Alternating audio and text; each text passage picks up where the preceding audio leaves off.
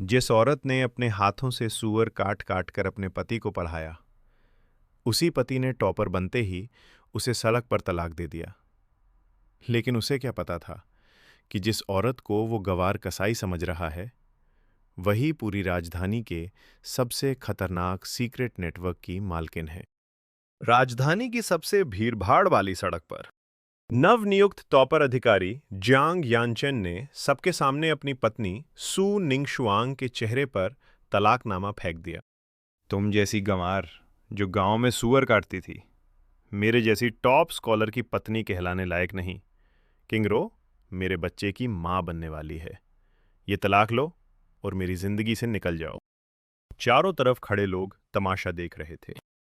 कुछ वही लोग थे जिन्हें कड़ाके की सर्दी में निंगशुआंग ने मुफ्त में मांस का सूप पिलाया था। कुछ वही जिन्हें उसने अपनी मेहनत की कमाई से तांबे के सिक्के देकर भूख से बचाया था।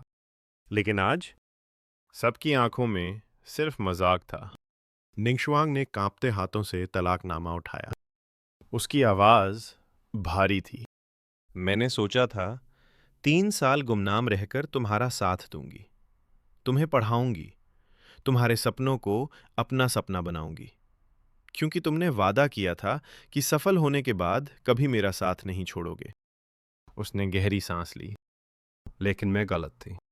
जियांग हंसा। गलती? तुम्हारी औकात ही क्या थी? भीड़ भी हंसने लगी। निंगशुआंग की आंखें लाल हो गईं। ठीक है, समझ लो मेरी 3 साल की मोहब्बत मैंने एक कुत्ते पर बर्बाद कर दी। इतना सुनते ही जियांग गुस्से में आ गया। गार्ड्स, इसे यहां से फेंको। तभी निंगशुआंग जोर से चिल्लाई, रुको! उसने अपनी कमर से एक भारी थैली जमीन पर फेंकी। धड़ाम! थैली फट गई और चांदी के सिक्के सड़क पर बिखर गए। फिर दूसरी, फिर तीसरी। लोगों की आंखें फटी रह गईं। ये सब क्या है? निंगशुआंग ठंडी हंसी हंसी। 3 साल में आधी राजधानी की कसाई दुकानों से कमाया हुआ पैसा। पूरा 1 लाख तायल चांदी। भीड़ सन्न। जियांग का चेहरा उतर गया। असंभव। निंगशुआंग आगे बढ़ी। तुम सोचते हो तुम्हें छोड़कर मैं भीख मांगूंगी? मैं ये पैसा नदी में फेंक दूंगी, लेकिन तुम्हारे खानदान को एक सिक्का नहीं दूंगी। फिर उसने जोर से पुकारा, चीफ एस्कॉर्ट जाओ! भीड़ अलग हुई। हथियार बंद योद्धाओं का दल सामने आया। लेडी सू, आदेश दीजिए! अब सबकी सांसें अटक चुकी थीं। जियांग पहली बार डर गया। निंगशुआंग, तुम ये सब क्या कर रही हो?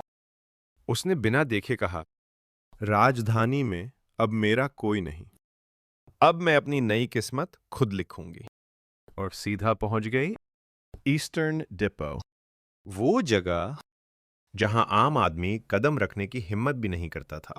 गार्ड गर्जा, यहां क्या करने आई हो?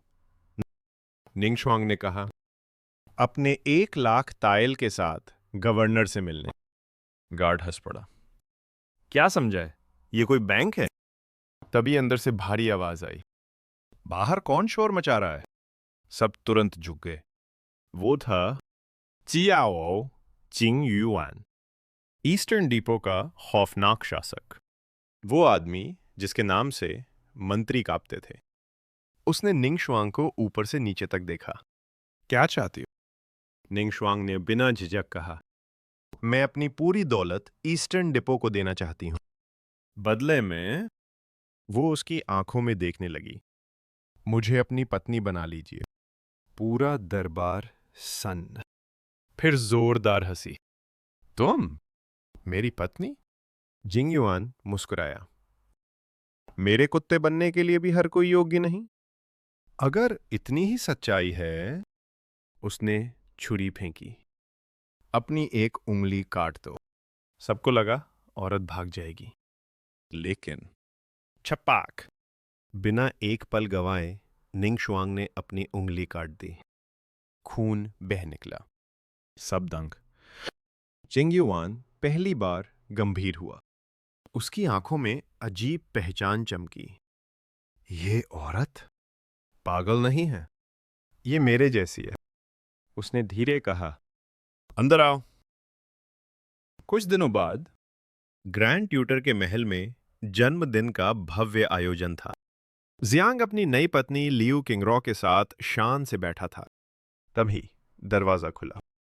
सबकी नजर उधर गई और अंदर दाखिल हुई सु निंगश्वांग शाही पोशाक में, आत्मविश्वास के साथ। पीछे ईस्टर्न डिपो के सैनिक। भीड़ फुसफुसाने लगी। ये तो वही तलाकशुदा कसाई है, अब हिजड़े की औरत बन गई। हंसी गूंज उठी, लेकिन निंगश्वांग शांत थी। मैं ईस्टर्न डिपो की तरफ से बधाई देने आई हूं। जियांग ने घूरा। तुम यहां आने की हिम्मत कैसे? तभी बाहर से आवाज गूंजी।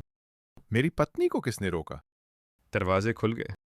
चियाओ चिंगयुआन खुद अंदर आया। सन्नाटा। सब घुटनों पर गिर गए। जियांग का चेहरा सफेद। आप? जिंगयुआन मुस्कुराया। तुम्हें कोई समस्या है?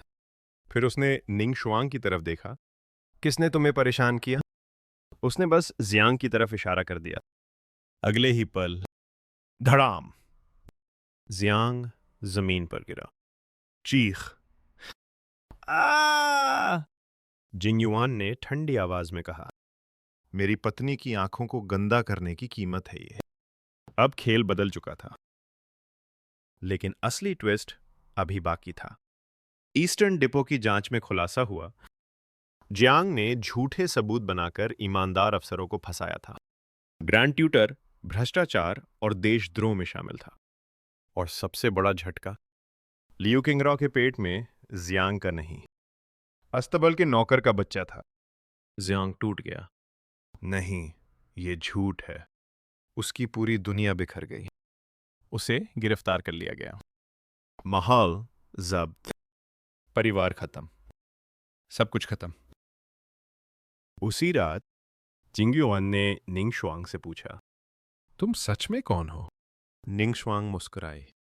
राजधानी की 36 कसाई दुकानों की मालकिन, और उसी नेटवर्क से पूरे शहर की गुप्त जानकारी इकट्ठा करने वाली। जिंगयुआन की आंखें सिकुड़ गईं। तो ये सब शुरुआत से तुम्हारी चाल थी? आधा। उसका धोखा असली था, लेकिन मैंने उसी धोखे को हथियार बना लिया। जिंगयुआन जोर से हंसा। मैंने सोचा था मुझे एक हथियार मिला है, लेकिन मैंने तो एक मास्टर स्ट्रैटेजिस्ट से शादी कर ली। निंगशुआंग हल्का मुस्कुराए। पहली बार? सच में। कुछ समय बाद सड़क किनारे एक भिखारी पड़ा था, टूटा हुआ, गंदा। वो जियांग था। उसने कांपते हुए कहा, निंगशुआंग, एक बार माफ कर दो। निंगशुआंग ने एक तांबे का सिक्का उसके कटोरे में डाला। जिस दिन तुमने मुझे छोड़ा था, उसी दिन वो औरत मर गई थी जो तुमसे प्यार करती थी। वो मुड़ी। जिंगयुआन उसका इंतजार कर रहा था। चले? निंगशुआंग मुस्कुराए। हाँ, घर चलते हैं।